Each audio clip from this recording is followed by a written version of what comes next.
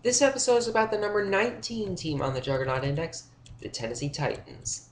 When a player breaks the NFL single-season scrimmage yards record, that guy should probably be the lead item in any team previewed the following season. Thus, it would make perfect sense to begin today with a discussion of Chris Johnson's historic year. And that's the obvious path. But honestly, if you would have told me last August that Johnson would gain over 2,500 total yards and Vince Young was going to make the Pro Bowl, I would have kept an open mind about the first possibility and laughed at the second. We all knew that Johnson was a brilliant runner with unnatural speed, yet there was no consensus opinion on Young. Or maybe there was widespread agreement on Young in that we had all written him off as a college megastar who couldn't transition. The Pro Bowl did not seem like a likely possibility. Young appeared to be ruined. He was buried on the depth chart behind Kerry Collins, a quarterback who led Tennessee to a 13-3 record the year before. Last summer, if you were having a conversation about VY, in all likelihood you were discussing off-the-field issues. And yet, here we are. Young is a Pro Bowl quarterback. After he seized the controls from Collins last season, the Titans won 8 of their final 10 games. If you weren't a believer following the miraculous comeback victory over Arizona, then you're never going to be. Entering the 2010 season, Young is again one of the most compelling stories in the NFL, and he's a late-round quarterback of interest in fantasy leagues. With the notable exception of the time he punched that dude's face at the strip club, Young has reportedly had a terrific offseason. Awesome sentence. A pleasure to read. Here's some early hype via the National Football Post's Don Pompey. Vince Young has had a really, really good offseason and is primed for a big year. In fact, Titans offensive coordinator Mike Heimerdinger tells me of Young's hundreds of passes in OTAs and minicamp. He only threw 2 interceptions. That's really impressive. No word on how many actual completions were thrown by VY, but it's encouraging to hear that he's protecting the ball even in non-contact situations. This is a player who threw 17 picks and lost 3 fumbles back in 2007. At his current ADP of 181.3, Young is really a no-risk option. You're drafting him as a fantasy backup. If he continues to limit negative plays, he'll be an asset in our game.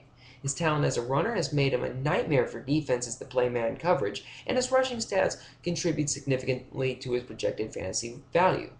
You'll recall that Young gained 552 yards on 86 carries in 2006, reaching the end zone 7 times.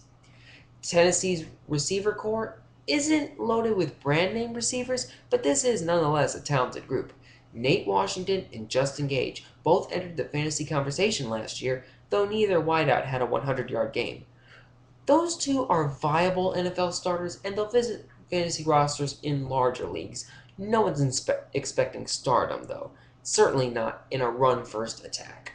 The upside receiver in Tennessee is clearly Kenny Britt, a second-year player from Rutgers.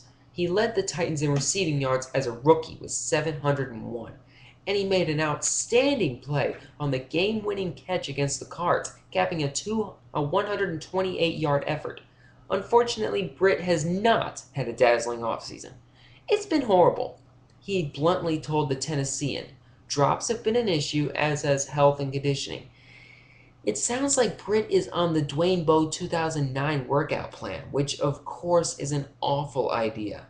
Still, Britt should be the first and perhaps only Titan wide receiver selected in your fantasy draft.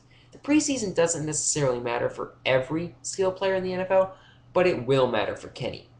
Watch the early returns. He has the potential for a serious up-down move in the position ranks. Lavelle Hawkins appears to have the early edge on USC rookie Damian Williams in the battle for Tennessee's number 4 receiver, and Bo Scaife returns at tight end, likely for another 400-yard season.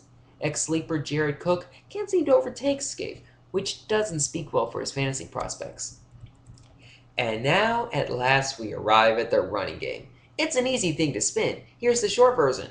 It's awesome! As a team, Tennessee averaged an amazing 5.2 yards per carry in 2009. Johnson himself averaged 5.6 yards per carry and ran for over 100 yards in each of his last 11 games. He'll never fall beyond the 3rd overall pick in fantasy drafts, except in mine. He fell to 6. Can you believe it? and he'll be the #1 selection in most leagues.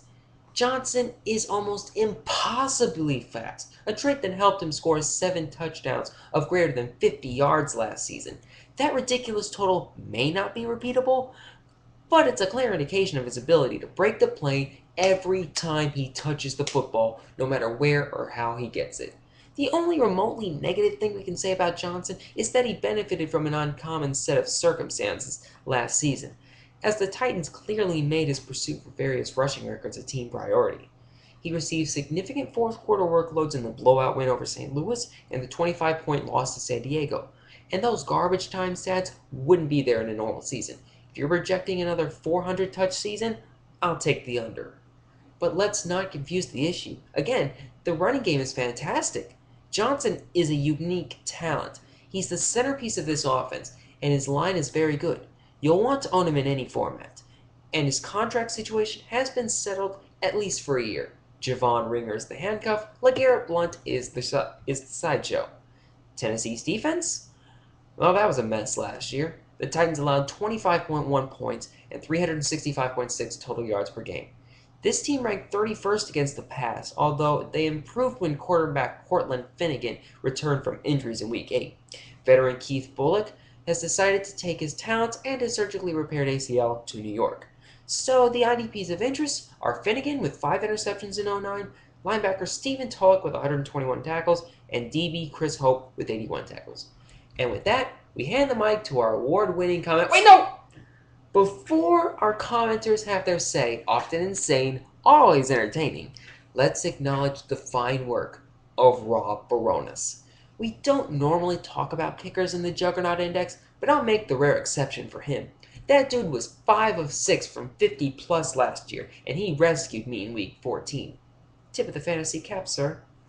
Okay, as they say at Mock Draft Central, now it's your turn.